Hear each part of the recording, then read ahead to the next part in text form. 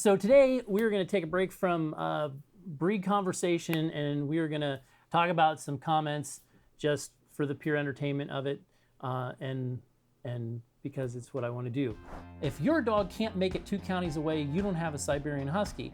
The fact that you're letting it loose and giving it the opportunity to run that far is your problem. So one comment we got was, I get sort of frustrated when hearing about these breed axioms as if there's some unwritten rule. Huskies can't be off leash. Okay, so it's not an unwritten rule. It's kind of a rule, right? I mean, the greyhound sitting thing, I don't know. I don't know enough about greyhounds, honestly, to be very helpful, other than they're really fast and they're pretty good looking dogs and they're kind of neat. But when you start thinking about dog breeds, what we're really talking about is what their genetic propensity is, like what they are genetically sort of designed to do, what we've done for the last bazillion years, and we're going to talk about bazillion here in a second, what that really means. But for the last however many years that breed has been developed, what its job is, right? What its job was and what it was designed to do. So the two things that are important for me is I like the idea of keeping a breed true to what it was designed for. So if a Husky was designed to run and pull, and we've genetically selected it to run and pull, it's on a mission from God to run and pull. It should run and pull. That's what it should do. Like, that should be part of it. Now, can it be off leash? Probably. Right scenario, right circumstance? Probably not in the city. Probably not without a fair bit of training. Probably not without a whole list of things that I'm not giving you right now. Love a good sled dog. Love it. But let it be a sled dog. Don't try to make it something it's not. So genetically, the Malinois has been bred for a bazillion years to be a police dog. That's really it. Hasn't been bred to be attractive, not been bred to be pretty. It's been bred to do a job, and that is hunt people down. So we got a direct message that's kind of entertaining. It says the Jaded dog trainer is clown shoes. I do have big feet. I'm just saying. You support the guy. He works for you, ? Malinois refers to coat length and color, just so you don't look like a fool. They are Belgian Shepherds. Number 2, hearing a breed which means it is bred to herd, not to hunt down. Breed has been officially recognized since 1959, so it's not a bazillion years. And definitely not bred for police. Haven't been around for a bazillion years either.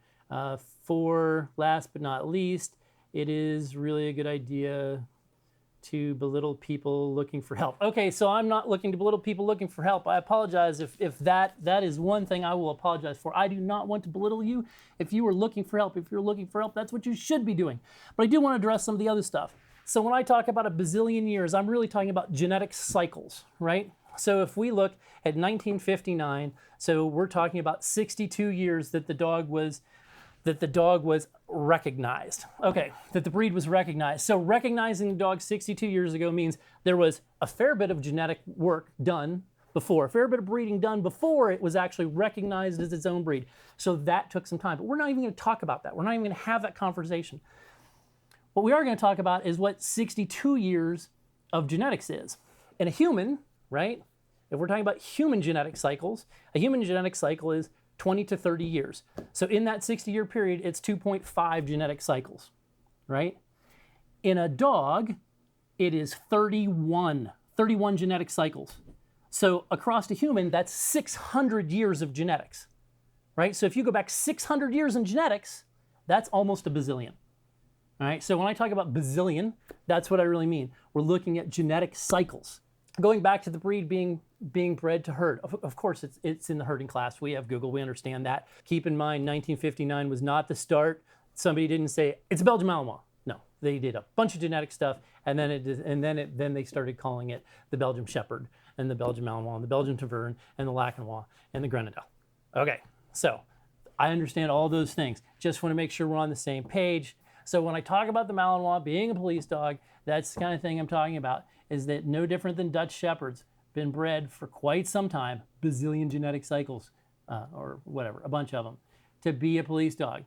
All of them started out, farm dogs, got it. It's a herding breed in the herding category. I understand that, but I do appreciate all your pointing out the very important things that I must have missed that weren't weren't satire. We expect more from such a reputable professional company. You should manage your expectations. You really should. I don't know what to tell you. Expectation management is important in life, and I apologize that I am not meeting your expectations. Yeah, I don't really apologize for not meeting your expectations. I'm probably going to disappoint you more than once. And I do appreciate the comment and the feedback, though.